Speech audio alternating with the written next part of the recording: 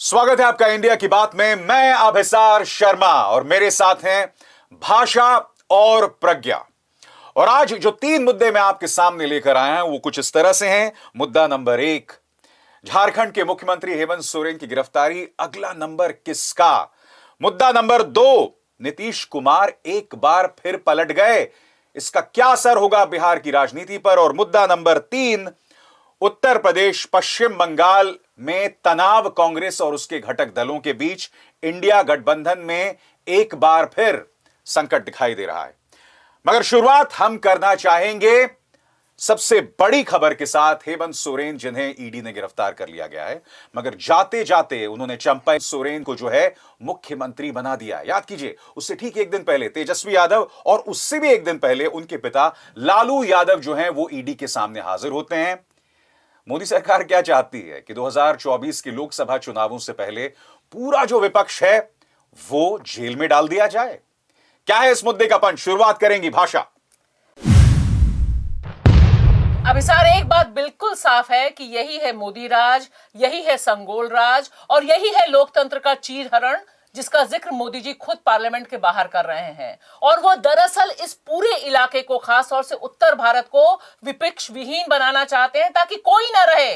जो भी चुनौती दे रहा है वही भ्रष्ट है। 2014 से लेकर 2024 आ गया अभिसार, एक भी उनका नेता, एक भी उनका मुख्यमंत्री आज तक ईडी के घेरे में नहीं आया। ऐसा कैसा हो गया मोदी जी कि विपक्ष ही सिर्फ करप्ट है और आपके यहां बस रामराज है? अभिसार, क्या है इस पे आपका पंच? इस मुद्दे पर मेरा पंच यह है कि लोगों के जहन में सवाल है कि भाजपा खुलेआम दबंगई से सब क्यों कर पाती है, और उसकी वजह साफ है। अदालतों की चुप्पी, राजनेताओं का बुनियादी लालच, जांच एजेंसीज की लाचारी, इन तमाम चीजों के चलते भाजपा प्रचार तंत्र के जरिए अपनी बात कह पाती है और उसे कटघरे में रखने वाला कोई नहीं है। इसीलिए यह सब हो रहा है। प्रज्ञा, क्या है इस मुद्दे का पंच? अभिसार, अभी तो संशय ऐसा है कि भाजपा कहीं करप्शन से लड़ते लड़ते लोकतंत्र से ही तो नहीं लड़ने लगी है। वो करप्शन के मुद्दे को उठा रही है बार बार, पर क्या करप्शन पे असल में अंकुश है? तो भाषा, क्या लगता है अगला नंबर यहां पर केजरीवाल का दिखाई दे रहा है? क्योंकि उन्हें 5वां समन जो है अब आ गया है। उनकी पार्टी के लगभग तमाम नेता जो हैं वो जेल में हैं, चाहे संजय सिंह हो, चाहे मनीष सिसोदिया हो, सत्येंद्र जैन हो। तो क्या अब अगला नंबर जो है केजरीवाल का होने वाला है, या आपको लगता है हमें टॉस करना चाहिए केजरीवाल, तेजस्वी या राहुल गांधी? राहुल गांधी। देखिए, एक बात बिल्कुल साफ दिखाई दे रही है कि जिस तेजी से चक्कर चल रहा है, अगर आप देखिए 22 जनवरी को अयोध्या का पूरा भव्य दिव्य प्रोग्राम होता है, उसके 2 दिन बाद नीतीश ऑपरेशन होता है, और उसके बाद आप देखिए तुरंत तेजस्वी निशाने पर आते हैं और सारी चीजें घूमने लगती हैं। मुझे लगता है अरविंद केजरीवाल पहले नंबर पर निशाने पर हैं, क्योंकि उनको दिल्ली बहुत खटक रही है। और दिल्ली में जिस तरह का उन्होंने माहौल बना दिया है कि सारे लोग तकरीबन मान के चल रहे हैं, एक माइंडसेट तय हो गया है कि अगला नंबर केजरीवाल का है। और उसके बाद तेजस्वी, हम सब जानते हैं कि तेजस्वी को हटाए बिना उनका बिहार का ऑपरेशन पूरा नहीं होगा, क्योंकि ग्राउंड पे बहुत तेजी से लोकप्रिय हुए हैं तेजस्वी। तो उत्तर भारत को उन्होंने तकरीबन विपक्ष विहीन बनाने की तैयारी कर दी है।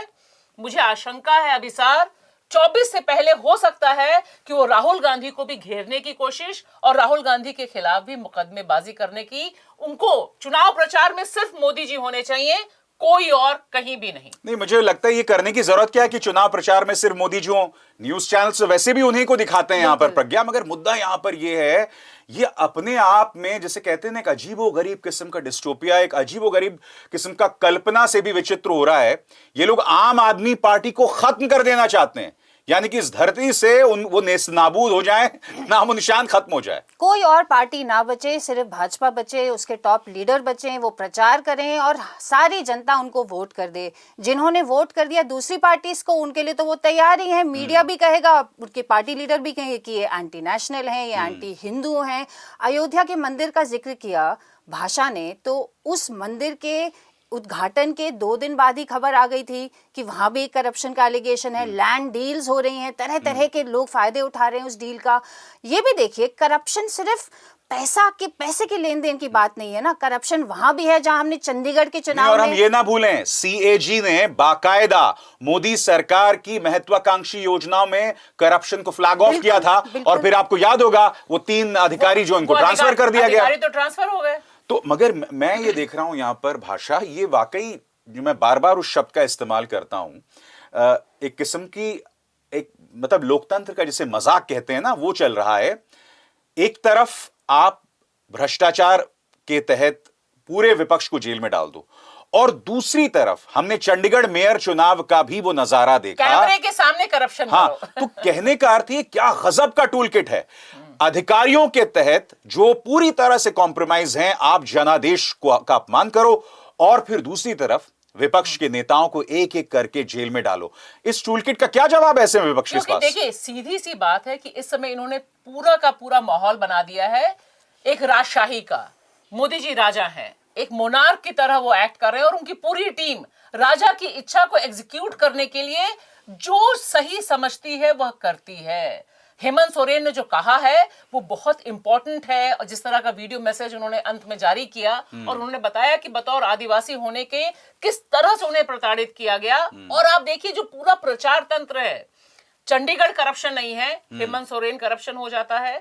कुछ एकड़ जमीन के हिसाब से वो इतना बड़ा केस बनता है। आपका गुजरात जहां करोड़ों रुपए का नशे का सामान आता है, लेकिन हमें कहीं पता नहीं चलता कि वो कहां गया। और नरेंद्र तोमर के बेटे एक स्टिंग ऑपरेशन में करोड़ों की बात करते हुए दिखाई देते हैं, जो कि मोदी सरकार में मंत्री हैं। वीडियो है इस बात का, वीडियो, और वो बंदा खुद कह रहा है कि मैं यहाँ पे था, 3 कृष्णन मेनन रोड पर था, यानी वो सारे जो एविडेंस है। तो मैं वही कह रही हूं कि ये संगोल युग में सिर्फ और सिर्फ मोदी जी के सामने जो लोग खड़े हैं, जो चैलेंज कर रहे हैं, वही निशाने पर आएंगे। बाकी सारे लोगों को, चंडीगढ़ को तो ये एक्सप्लेन कर भी नहीं सकते। लेकिन दुख है, बोलेगा कौन? इतना साफ साफ चंडीगढ़ में हुआ, लेकिन क्या कोर्ट ने संज्ञान लिया? 3 हफ्ते, वैसे मैं 8 टिकट, 8 खाली वोट्स हैं। वैसे मैं आपको बता दूं, पंजाब हरियाणा हाईकोर्ट ने कहा था कि आप जो है पूरा निगरानी में इस प्रक्रिया को करो, और निगरानी में यह प्रक्रिया होती है और 8 वोटों को जो है रद्द कर दिया जाता है। मैं सवाल भ्रष्टाचार के मुद्दे की बात हम कर रहे हैं यहां पर प्रज्ञा, जो दोहरे मापदंड है। देखिए, आप भ्रष्ट पर कार्रवाई करें, ये मैं अपने दर्शकों को बार बार कहता हूं। अंधभक्त अक्सर आके हमारे कमेंट्स में कहते हैं कि भाई क्या भ्रष्टाचार पे कार्रवाई ना हो? बिल्कुल कार्रवाई हो, मगर क्या अजीत पवार को भूल गए, जिसके बारे में किसने कहा था चक्की पिसिंग एंड पिसिंग? आप भूल गए नारायण राणे को, छगन भुजबल को, आप भूल गए हेमंत बिस्व शर्मा को, जिन पर इतने तमाम आरोप थे। मुद्दा यहां पर दोहरे मापदंड का है, मुद्दा उस वॉशिंग मशीन का है जिसमें जो बैठ जाए वो साफ हो जाता है, मगर बाकी सब भ्रष्ट हैं। आप ये भी देखिए, 2 ही दिन पहले खबर आई कि महाराष्ट्र में जो फंड्स दिए जाते हैं लोकल एरिया डेवलपमेंट के लिए, उसमें भाजपा के और उसके साथियों को सारा पैसा मिल रहा है। 500 करोड़ मिला है, और जो ऑपोजिशन है उनको कुछ नहीं मिला, 0 करोड़ मिला। तो इसको हम किस कैटेगरी में डालेंगे? यही मुद्दा है जो लोगों के सामने जाना चाहिए, लोगों को खुद भी उठाना चाहिए कि भाई डेवलपमेंट का पैसा अगर नहीं जा रहा है तो फिर आप सबका विकास, सबका साथ कैसे कर रहे हैं? लेकिन देखिए, अभी सर मुझे लगता है कि जो प्रज्ञा इशारा कर रही हैं, वो हम सब जानते हैं कि भ्रष्टाचार कहां हो रहा है, इकोनॉमी कैसे बैठ रही है, बेरोजगार कितने भीषण स्थिति में है कि इजराइल में जाकर मरने को तैयार हैं, हजारों की तादाद में बैठते हैं। अगर डेवलपमेंट हो रहा होता रामराज वाला तो ये सब नहीं हो रहा होता। लेकिन दिक्कत है कि इस पे बात कौन करेगा? जो बात करने वाले विपक्षी नेता हैं उनको आप ईडी के चक्कर में घुमाए रहते हैं। मगर भाषा मैं नहीं, आपने ईडी के अभी तमाम लोग, हम तमाम लोगों को और भी लगाम लगाने के लिए आप नया कानून लाते हैं, और पहले से ही हमारी आवाज बंद करने की कोशिश होती है। मगर आपने जिक्र किया एजेंसीज का, मैं आपसे सवाल पूछना चाहता हूं। सुप्रीम कोर्ट के सामने ईडी की ताकत को लेकर मामला आया था, उन्होंने उसमें दखल नहीं दिया, आप जानते हैं मामला निकल गया। अभिषेक मनु सिंघवी तमाम राजनीतिक दलों के नुमाइंदे बनकर गए थे कि भाई हमें जांच एजेंसी से बचाइए। क्या कहा था chief justice of India DY Chandrachud ने कि नहीं साहब, हम इस पर कोई ब्लैंकेट आदेश नहीं जारी कर सकते, आप इंडिविजुअल केसेस लेकर आइए।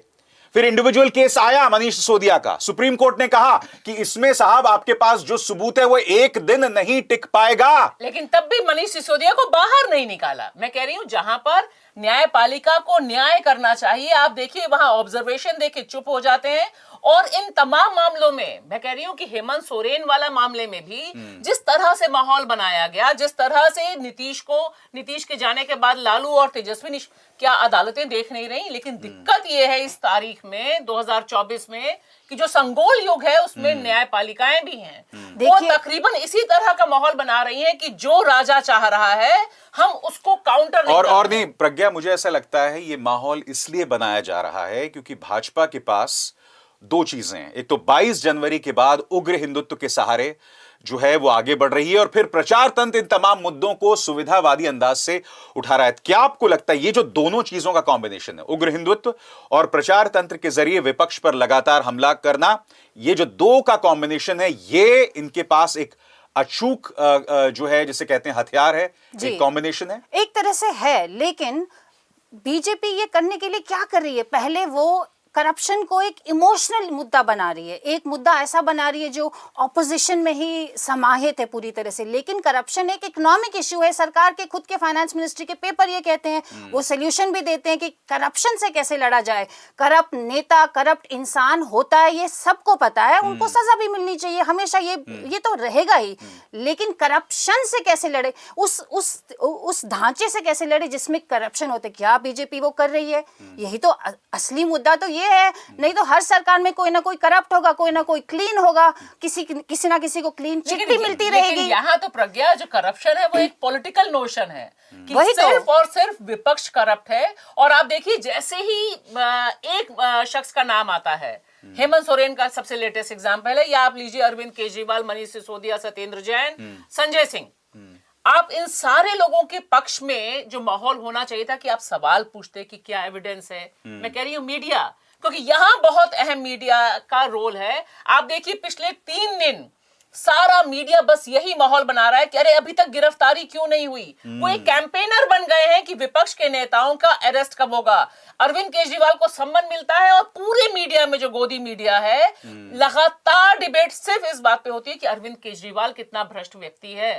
तो जो शख्स पूरी पॉलिटिक्स इसलिए की कि भ्रष्टाचार के खिलाफ आंदोलन, अरविंद केजरीवाल, आम आदमी पार्टी, अब आप देखिए उस व्यक्ति की जो पार्टी है उसके सबसे ज्यादा लोग करप्शन के चार्ज में अंदर हैं। यानी एक मैसेज उन्होंने दे दिया है कि हम ही सिर्फ ईमानदार हैं और बाकी सारे लोग भ्रष्ट हैं। और मुझे ऐसा लगता है यहां पर भाषा कि देखिए टिक वही व्यक्ति पाएगा जो विचारधारा पर ठोस हो, जो अपनी इस राजनीतिक लड़ाई पर अडिग हो। यही वजह है कि चाहे राहुल हो, चाहे तेजस्वी हो और काफी हद तक केजरीवाल, अब इनफैक्ट अब इसमें हमें हेमंत सोरेन को भी जोड़ना पड़ेगा, क्योंकि हेमंत सोरेन चाहते अगर वो डील कर लेते तो आज की तारीख में ईडी उनके चरण धो रही होती, वो भी पलटू राम हो जाते। बिल्कुल, मगर वो नहीं किया उन्होंने, और उन्होंने जाते जाते अपनी जगह किसी और को मुख्यमंत्री बना दिया। मेरे ख्याल से व्यक्ति वही टिक पाएगा जो एक विचारधारा पर कायम है, वरना तो कॉम्प्रोमाइज की स्थिति हमने देखी है कि महाराष्ट्र कैसे हुआ, उससे पहले गोवा कैसे हुआ।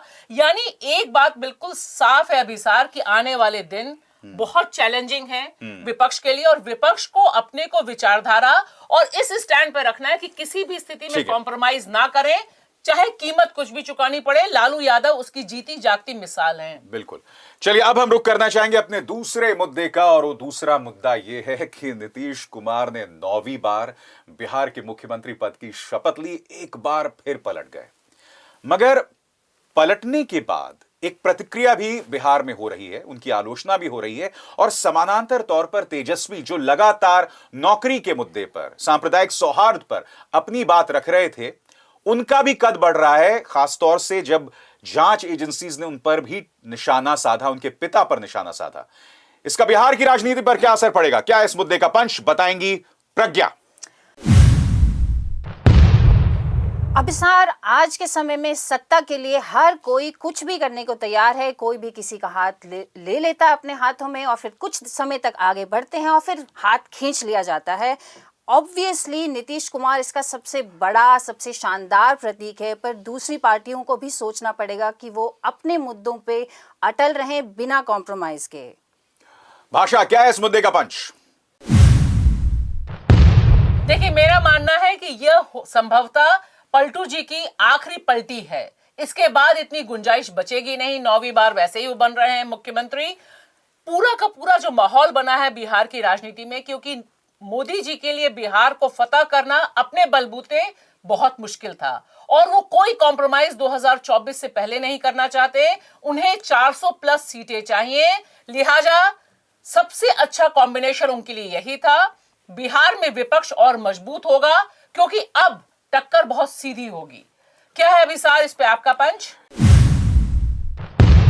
इस मुद्दे पर मेरा पंच यह है कि मैं इसे नीतीश कुमार के पतन के तौर पर देखता हूं और इसी के साथ बिहार के एक दिग्गज के तौर पर तेजस्वी यादव का उदय। मगर उनके सामने लोकसभा चुनाव में ब्रांड मोदी खड़े हैं। अगर ब्रांड मोदी को तेजस्वी पटखनी दे पाते हैं तो यह भी हो सकता है कि बिहार की सियासत में उनका दर्जा अपने पिता के आसपास भी आ सकता है, अगर हम राजनीतिक दिग्गज की बात करें। इस पूरे मुद्दे को अगर हम देखें भाषा, तो देखिए नीतीश की बात करें, आपको याद है उन्होंने विधानसभा में रिप्रोडक्टिव हेल्थ पे जो बयान दिया था, याद है आपको? प्रधानमंत्री से लेकर स्मृति ईरानी से लेकर, और मैं नहीं भूला हूं भाजपा की जो विधायक है, महिला विधायक रो रही थी, हम सो नहीं पा रहे हैं, ठीक है, सम्राट चौधरी मुरेठा बांध लिया, मुरेठा मैं तभी उतारूंगा। वो भूल जाइए, सड़कों पर भाजपा के नेताओं को रज रज के पिटाई की थी, ठुकाई की थी। अरे यार, किस मुंह से जाकर आप जो आप उनको सिर पे फिर बिठा लिया आपने? देखिए, सत्ता के लिए सब कुछ संभव है और यहां मुझे लगता है कि बिहार की धरती ने मोदी जी को यह भी सबक सिखाया है कि आप सत्ता के लिए क्या कुछ करना चाहते हैं, वो सब कुछ बिहार में आपको करना पड़ रहा है। क्योंकि बिहार महाराष्ट्र नहीं बना। इन्होंने पूरी कोशिश की कि तोड़ लें, लेकिन यहाँ जो 45 है वो 45 रहे, उनके पास 70 प्लस है, आरजेडी के पास वो वहीं रहे, कांग्रेस के भी अपने पास रहे। लिहाजा उनके पास सबसे अच्छा औजार था कि आप पलटू राम जी को कहिए कि दोबारा पलटी मारिए और आप ही मुख्यमंत्री बनिए। अब मैं तो सोच रही थी कि डिप्टी सीएम वो बने हैं जो पगड़ी बांधे हुए हैं, है ना, और तो और देश के गृह मंत्री बता रहे थे कि दरवाजे बंद हैं। लेकिन यह राजनीति जो है मोदी जी की, जैसे ही वो किसी की बुराई करते हैं तो मुझे डर लग जाता है कि उसको शामिल करने वाले हैं। हमने सबने देखा कि उन्होंने क्या किया। अजीत पवार पे हमला कर रहे थे, खुद प्रधानमंत्री भाषण दे रहे हैं और आप देखिए कुछ ही दिन बाद उसको शामिल कर लिया। और ये मुझे लगता है इसलिए अच्छा रहा बिहार की राजनीति में क्योंकि 9 बार वो देख चुकी और अब वहां पर वापसी जो तेजस्वी की होनी चाहिए, विपक्षी पार्टियों की होनी चाहिए, भाकपा माले की जो होनी चाहिए। क्योंकि मगर आप सोचती हैं जो तेजस्वी ने जो कहा है कि नीतीश खत्म, जनता दल यूनाइटेड का ये आखिरी चुनाव है, क्या आपको लगता है हम उस ओर बढ़ रहे हैं या ये बहुत ज्यादा आशावादी रवैया है तेजस्वी का? मुझे लग रहा है क्योंकि बिहार चुनाव के लिहाज से बहुत फर्टाइल रहा है और अभी भी बीजेपी के लिए बहुत मुश्किल स्टेट रहा है। उसमें तेजस्वी का यह आशावान होना बहुत पोटेंशियल है, इसकी जमीन है। सवाल यह है कि इस जमीन का इस्तेमाल कैसे करता है विपक्ष। और अब तो बिल्कुल मैदान साफ है क्योंकि अब नीतीश जी का कोई ग्लैमर नहीं है और 45 ही उनके पास सीटें रही हैं। ठीक है, उनका इस्तेमाल सिर्फ और सिर्फ, आज मैं इस मन से कहना चाहती हूं कि लोकसभा चुनाव तक है ताकि वो पुराना रिपीट हो सके 38 वाला। प्रज्ञा, क्या आपको लगता है कि इससे नीतीश के इस पतन के साथ ब्रांड तेजस्वी का उदय हुआ है? क्योंकि देखिए 2 चीजें हो रही हैं, एक तरफ ईडी का भी दबाव था, नीतीश का पलटना था, तो क्या ये ब्रांड तेजस्वी इतना मजबूत हुआ है कि वो प्रधानमंत्री का मुकाबला कर पाएगा? अभिसार, ये मेरे लिए अभी कहना थोड़ा मुश्किल है, इसलिए क्योंकि सबसे जो जरूरी चीज जो अभी हुई है वो ये कि नीतीश कुमार अपने टर्म्स पे नहीं गए इस बार भाजपा के पास। याद रखिए, पिछली बार उन्होंने इसलिए वो गठबंधन तोड़ा था एनडीए के साथ कि उनको लगा था खतरा कि मेरी पार्टी कहीं टूट जाएगी, बीजेपी कुछ कर रही है। अब वो खुद अपनी मर्जी से गए हैं, तो अब उनका कोई अस्तित्व वैसा नहीं रहेगा अपनी ही पार्टी में जैसा वो चाहते हैं। चीफ मिनिस्टर भी भाषा सही कह रही है मेरे हिसाब से कि वो अब शायद लास्ट स्टैंड है उनका, जैसे चाहे वो जैसा भी हो। तेजस्वी यादव के लिए ये मुश्किल है क्योंकि मंडल और कमंडल का जो मिश्रण शुरू हो गया है, जो हिंदी बेल्ट में बहुत स्ट्रांग एक रूप लेके आ रहा है अभी, तो शायद उनको बहुत चैलेंजिंग एनवायरनमेंट फेस करना पड़ेगा। पर पॉलिटिक्स में कभी भी ऐसा नहीं होता कि इम्पॉसिबल सिचुएशन है, आप जैसे लड़ेंगे वैसे आपको उसको रिजल्ट भी मिलेगा। कभी भी ऐसा नहीं होता है किसी भी फील्ड में पॉलिटिक्स में कि आप मेहनत करें और आपको कोई भी रिजल्ट नहीं मिलेगा। मुश्किल तब आएगी अगर वो हताश होकर बैठ जाएं, जो हमें लग नहीं रहा उनके बयानों से कि वो हताश हैं। आप जानते हैं, एक मिनट भाषा, एक मिनट देखिए, दर्शकों को बता दूं कि 96 से नीतीश जी और भाजपा के साथ साथ चल रहे हैं। खाली कुछ सालों के लिए 2013 में उन्होंने अपना साथ छोड़ा था जब मोदी जी का नाम आया था, फिर 2015 में वो वापस नहीं, मगर मैं यहां पर जो मुद्दा उठा रहा था कि जो गए हैं, जिसका जिक्र प्रज्ञा ने किया था, मगर इस बार जो है ना एक अजीबोगरीब रहस्य है। बार बार दो लोगों का नाम आ रहा है, विजय चौधरी और अशोक चौधरी। ये इनके मंत्री थे और भाजपा खुद अपनी तरफ से कहती रहती है कि नीतीश कुमार मानसिक तौर पर असंतुलित हो गए हैं, भूल जाते हैं, ये है क्या क्या नहीं कहा उनके बारे में। तो ये जो है ना मामला, ये सिर्फ नीतीश की अवसरवादिता नहीं है, पर्दे के पीछे ये दो लोग काम लगातार काम कर रहे थे, अशोक चौधरी, विजय चौधरी, जो सेतु का काम कर रहे थे भाजपा के लिए। लगातार नीतीश को समझा रहे थे कि भाई देखो, ये राम मंदिर के लहर में जो है हम बह जाएंगे, हमें 5 सीटें भी नहीं मिलेंगी। तो ये एक फैक्टर भी था पर्दे के पीछे जो लगातार काम कर रहा था। ये था कि उनके जो सांसद हैं, नीतीश जी के सांसद हैं, वो सांसदों का दिमाग में था कि हम अगर बीजेपी के साथ नहीं गए तो नहीं जीत पाएंगे। और हमें यह भी नहीं भूलना चाहिए अभिसार कि सब कुछ होने के बावजूद उन्होंने हरिवंश बाबू से रिश्ता नहीं तोड़ा था। यानी खिड़की नीतीश जी हमेशा खुली छोड़ते हैं, क्योंकि वो जिस तरह से भाजपा के साथ गए, वो तो जदयू के ही टिकट पर गए थे। ये जो पूरी डील है, इस डील के पीछे की जो कहानी है, वो निश्चित तौर पे जब वो वापस आएंगे या उनको बीजेपी निकाल देगी तो बीजेपी ही बता सकती है कि डील क्या हुई, और तो किसी को पता नहीं चलेगा। लेकिन यह डील बहुत मजबूरी की है और इसमें सिर्फ और सिर्फ नीतीश जी ने यही कहा है कि मुख्यमंत्री, क्योंकि मुझे लगता है कि उनको मुख्यमंत्री पद से जो प्रेम है, उनको जैसे ही लगता है कि उनकी पार्टी पर हमला हो सकता है। पिछली बार तो भाजपा खाने को तैयार थी जब वो भाग के राबड़ी के पास गए थे। तो इस बार की जो डील है वो बहुत कॉम्प्रोमाइज्ड है, जिसमें नीतीश जी अपना पूरा ग्लैमर खो चुके हैं। और ये बात सही है, सिर्फ विपक्ष ही नहीं, उनके साथ जो लोग रहे वो भी बता रहे हैं कि लगातार उनकी बातचीत में असंयम है, कोई कोहेरेंस नहीं है। वो कभी कुछ बोलते हैं, कभी किस तरह से रिएक्ट करते हैं। याद कीजिए किस तरह से उन्होंने मांझी को विधानसभा में बिल्कुल गाली गलौज की भाषा में उनके ऊपर वो, और ये उनका अंदाज़े बयान नहीं रहा है इससे पहले। प्रज्ञा, अब यहां पर सवाल ये पैदा होता है, क्योंकि हम बिहार चुनावों की बात कर रहे हैं, लोकसभा की बात कर रहे हैं। हमने देखा था कि पिछली बार जब विधानसभा चुनाव हुए थे, तेजस्वी तो लगभग जीत ही गए थे, वो मोर्चा ही जीत गया था। कम से कम 4 या 5 ऐसी सीटें थीं जहां पर स्थानीय अधिकारियों ने खेला किया था, वहां लगभग जीत गए थे तेजस्वी। इस बार उसके मुकाबले तेजस्वी का ब्रांड और बढ़ा है।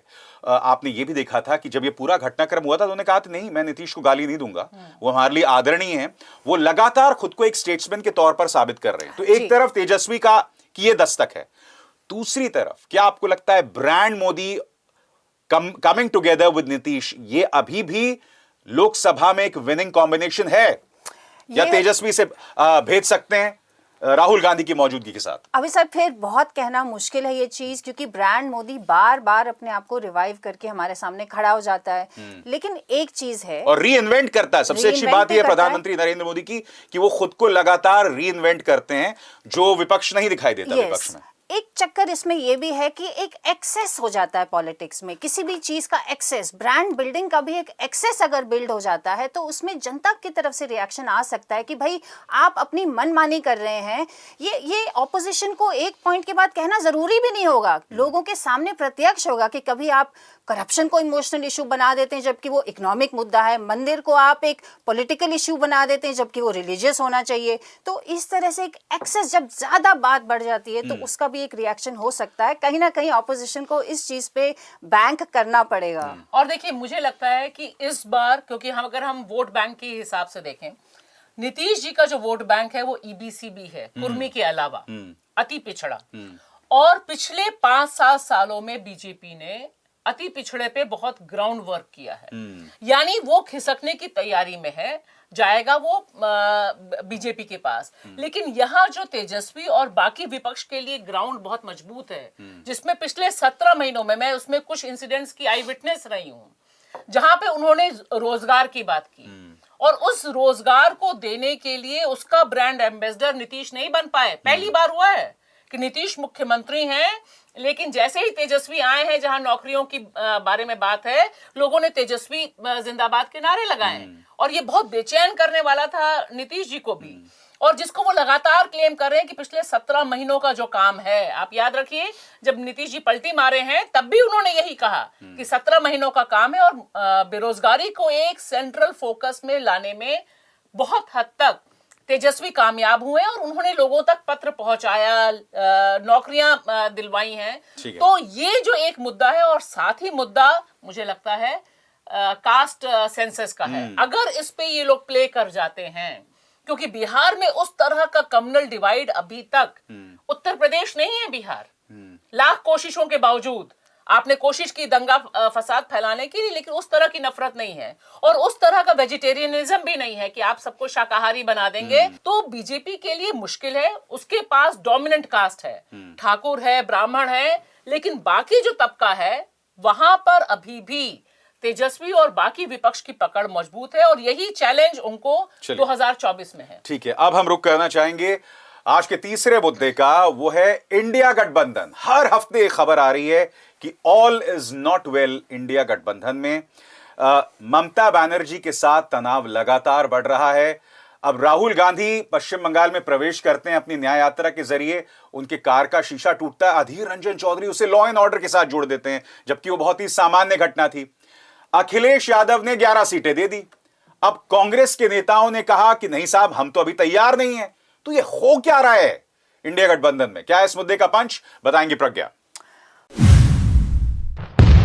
अब सर, इंडिया गठबंधन था ही कब, ये सवाल मन में एकदम से आता है। इंडिया गठबंधन में कितना इंडिया बचेगा? राहुल गांधी की ये न्याय यात्रा खत्म होते होते ये भी अब एक सवाल पैदा हो ही रहा है। भाषा, क्या है इस मुद्दे का पंच?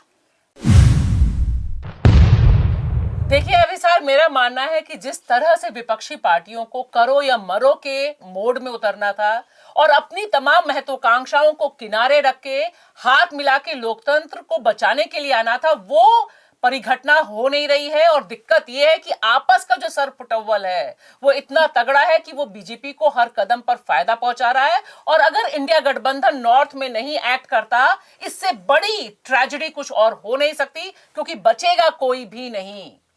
अभिसार, क्या है इस पे आपका पंच? इस मुद्दे पर मेरा पंच यह है कि यह कहीं ना कहीं कांग्रेस का अहंकार है और कांग्रेस को लगता है कि वो न जाने किस युग में जी रही है। अगर अखिलेश ने आपको 11 सीटें दी हैं, वो इसलिए दी हैं क्योंकि आपकी तरफ से कोई कार्रवाई नहीं हो रही थी, कोई प्रतिक्रिया नहीं हो रही थी। सबसे बड़ी बात, अब भी पार्टी के छुट भैया नेता इसको बिगाड़ने में लगे हुए हैं, जबकि आप जानते हैं उत्तर प्रदेश विधानसभा में कांग्रेस का एक विधायक नहीं है और लोकसभा में सिर्फ एक सांसद है, वो भी बड़ी मुश्किल से। भाषा, ये बहुत ही अजीबोगरीब बात है यहां कि अखिलेश यादव जो हैं वो 11 सीटें देते हैं। अब इसको लेकर दो तरह की बातें हो रही हैं। पहली बात, कुछ लोग कह रहे हैं कि भाई जब कांग्रेस से बात ही नहीं हुई इस सलीके से तो आपने 11 सीटें क्यों दे दी। मगर असल बात यह है कि समाजवादी पार्टी का खेमे का यह भी कहना है कि कांग्रेस की तरफ से कोई प्रतिक्रिया ही नहीं है, कोई संवाद ही नहीं है, और अब भी वो नेता बोल रहे हैं जो हालात को और बिगाड़ना चाहते हैं। देखिए अभी सर, मेरा मानना है कि अखिलेश ने भी अपना दांव चला 11 सीट देके, और उन्होंने कोशिश की कि वो एक अपर हैंड में आ जाएं, और उसके साथ साथ उन्होंने भाई उनको भी अपने चुनाव जीतने हैं, उन्होंने अपने कैंडिडेट्स भी अनाउंस कर दिए। सबसे पहली पार्टी बने अपने कैंडिडेट्स अनाउंस करने की। मैं यहाँ दूसरी बात कहना चाहती हूँ, मैं यहाँ सिर्फ कांग्रेस का अहंकार या अखिलेश का दांव ये नहीं, मुझे जो दिक्कत दिखाई दे रही है कि चाहे अखिलेश हो चाहे ममता हो, उनके अंदर वो पॉलिटिकल मैच्योरिटी नहीं है ये दिखाने की कि हमें इंडिया अलायंस को जिंदा रखना है और यूनाइटेड दिखाना है। आपको एक दिखाना है कि आप सब साथ हैं, क्योंकि अगर आप साथ नहीं हैं तो ना ममता बनर्जी बचेंगी और ना अखिलेश बाबू बचेंगे। ये अभी तक ये मैच्योरिटी, पॉलिटिकल मैच्योरिटी इन दोनों नेताओं में बिल्कुल दिखाई नहीं दे रही। उनको बस लग रहा है किसी भी तरह से उनका प्रथम शत्रु कांग्रेस है, कि कांग्रेस को नीचे करना है, कांग्रेस का अहंकार तोड़ना है। तो मैं इन दोनों नेताओं से, इंक्लूडिंग कांग्रेस से, कहना चाहूंगी कि अब कम से कम आप लोग आपस में ही जो लड़ रहे हैं एक दूसरे को नीचा दिखाने के लिए, और ममता बनर्जी को भी थोड़ी मैच्योरिटी दिखानी चाहिए। वो एक कोई आज की उभरती हुई एंग्री वुमेन नहीं है। आप मुख्यमंत्री हैं ममता जी, थोड़ा आपको ये सोचना चाहिए कि आप जब कांग्रेस के बारे में बात कर रही हैं तो कैसे बात करेंगी। पूरी दुनिया को पता है कि भारत जोड़ो यात्रा चल रही है, न्याय यात्रा चल रही है, उसमें आप कंट्रीब्यूट करें ना करें, लेकिन विरोध में एक माहौल देके आप बीजेपी को ही, मुझे लगता है ये सारी जो घटनाएं होती हैं अभिसार, ये बीजेपी को और ज्यादा हथियार देने वाली होती जो हैं। कहते हैं ना, उसका जो विजुअल इंपैक्ट है, और खासकर प्रचार तंत्र के जरिए जब आप जनता तक ये कहते हैं, देखिए ये तो भानुमति का कुनबा है, यहां पर देखिए सिर्फ उटव्वल चल रही है, मारपीट चल रही है, तो एक तरफ जैसा कि भाषा कह रही हैं कि जो क्षेत्रीय नेताओं का अपरिपक्व रवैया, मगर दूसरी तरफ आपने देखा है कांग्रेस की, जो मैं बात कर रहा हूं, मैंने क्यों अहंकार शब्द का इस्तेमाल किया, कि हर राज्य में कोई ना कोई ऐसा नेता है जो अपने क्षेत्रीय दल को गाली दे रहा है, चाहे अधीर रंजन चौधरी हो, चाहे वह नाना पटोले हो, चाहे हर राज्य में आप देखिए वही हो रहा है। आपको याद होगा अजय कुमार लल्लू को ये आरोप आया था कि भाई इनकी पार्टी ने ही इनको हरा दिया। अब वो ये नहीं कह रहे हैं कि ऐसा हुआ, लेकिन अब तो हम आगे जाके ये भी देखेंगे कि सारी पार्टी, सिर्फ कांग्रेस ही नहीं, इनमें आपस में भी लड़ाइयाँ होंगी, आपस में झगड़े, क्योंकि ये हमारी भारत की पॉलिटिक्स का एक नेचर भी है, एक हमेशा रहा है झगड़ा, लड़ाई, विवाद, फसाद। लेकिन आज की जो समस्या है वो ये है कि एक बहुत पावरफुल पार्टी भाजपा के रूप में आ गई है, उसके एलाइज भी हैं कहीं कहीं पे जो काफ़ी मजबूत हो जाते हैं, एक दूसरे को मजबूत करते हैं। तो इस तरह के एनवायरनमेंट में जैसा रिएक्शन आना चाहिए, क्या ऑपोजिशन सारी पार्टीज ऐसे रिएक्ट कर रही है? तो शायद नहीं। इसीलिए मैंने कहा कि था ही कहाँ इंडिया गठबंधन। इंडिया गठबंधन तो तब बनता जब किसी सीट शेयरिंग के मुद्दे पे उनकी डिस्कशन होती। ये नहीं कि सीट शेयरिंग हो जाती पर डिस्कशन ही नहीं हो पाया। सीट शेयरिंग तो चलिए बहुत बाद में आती है, वैचारिक स्तर पर आप क्या साझा मंच पर हैं, क्या है विचार, क्या नीति है, आप क्या विकल्प पेश करना चाह रहे हैं, ये तमाम मुद्दे जिनका जवाब ही गठबंधन अभी भी नहीं दे रहा है। बहुत बहुत शुक्रिया प्रज्ञा और भाषा आपका। इंडिया की बात में बस इतना ही। अभिसार शर्मा को दीजिए इजाजत। नमस्कार।